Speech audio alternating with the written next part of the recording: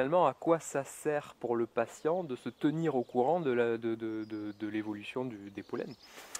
Alors, essentiellement sur le plan thérapeutique, car généralement, on prend des traitements un peu tard, car les principes de certains médicaments, notamment des antihistaminiques, font qu'il vaut mieux les prendre avant le début de la saison. Donc on a tout intérêt à connaître le moment où la saison va arriver pour commencer à prendre son traitement et ne pas attendre d'avoir les symptômes pour prendre le traitement. C'est-à-dire qu'un symptôme, un traitement est plus efficace à partir du moment où on le prend avant que le pollen ait commencé à... Voilà, voilà. c'est ça? Parce que c'est un principe de compétitivité entre l'allergène et le médicament en fait. Le premier qui arrive, qui gagne. Ouais. Et c'est pour ça que souvent les traitements, on est un peu déçu parce que ça ne marche pas trop bien, notamment les antihistaminiques, parce que justement on a trop attendu pour les prendre. Donc on a tout intérêt à les prendre préventivement, juste avant la saison presque.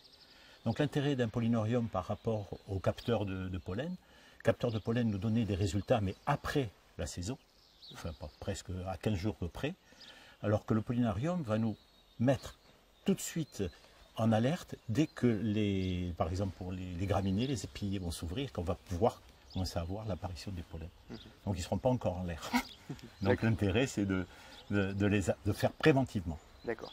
Quand on réalise des consultations comme ça pour des gens qui présentent des symptômes dus à l'allergie, ici dans notre région, quelles sont les allergies les plus courantes en termes de pollen? En termes de pollen, il y a 3 saisons en fait de pollen. Il y a les pollens précoces qui sont les pollens d'arbres, essentiellement de noisetiers ici, hein, un peu le bouleau, l'aulne aussi, qui sont des allergènes assez violents. On peut avoir après la saison au printanière, c'est les graminées, ça c'est la grande saison, où il y a le plus de patients, hein, qui est le printemps en gros. Après, pendant l'été, il y a encore quelques pollens, mais c'est des herbacées. Et il y a également, il faut le savoir, un regain des graminées en septembre en général. Ce qu'il faut savoir également, c'est que c'est pas il y a la quantité du pollen qui joue, mais également la qualité du pollen. Il y a des allergènes qui sont plus puissants que d'autres. Et par exemple, les gens sont toujours surpris et toujours inquiets quand ils voient ce qu'on appelle le soufre sur les voitures, cette énorme quantité de pollen. Or, il y a très peu de manifestations allergiques. Ce ne sont même pas des manifestations allergiques, ce sont des manifestations d'irritation des voies respiratoires, un peu comme la poussière. Et alors l'intérêt du pollen de pin, qui ne donne aucune allergie ou très peu, en fait, c'est de nous prévenir que la saison des pollens de graminées, par exemple, va arriver. Mais c'est curieux de voir, on a eu aussi la surprise, ça concernait le châtaignier. Il y a énormément de pollen de châtaignier en Périgord, et finalement très peu d'allergies.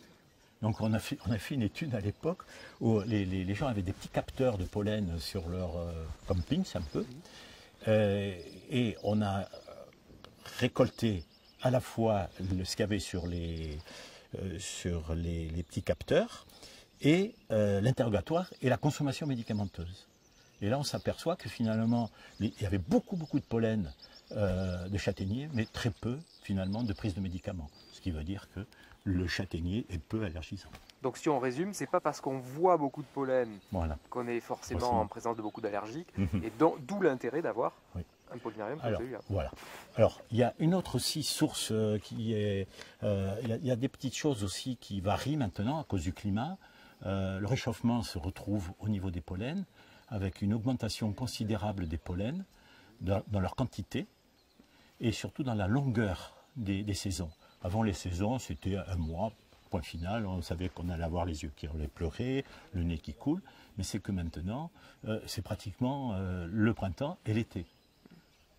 La pollution joue également un rôle, hein, notamment les particules de diesel favorisent, comme ce sont des microparticules, elles vont très loin dans les bronches, donc le pollen s'accroche et suit la microparticule.